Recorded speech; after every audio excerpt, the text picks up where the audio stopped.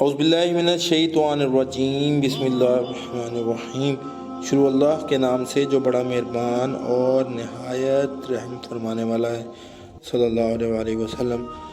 آپ صلی اللہ علیہ وآلہ وسلم فرمایا، جماعت کے ساتھ نماز پڑھنے میں گھر کے اندر یا بازار، دکان وغیرہ میں نماز پڑھنے سے 25 گنا ثواب زیادہ ملتا ہے، کیونکہ جب کوئی شخص تم میں سے وضو کرے اور اس کے آداب کا لحاظ رکھے، پھر مسجد میں صرف نماز کی غرض سے آئے، تو اس کے ہر قدم پر اللہ تعالیٰ ایک درجہ اس کا بلند کرتا ہے اور ایک گناہ اس سے معاف کرتا ہے۔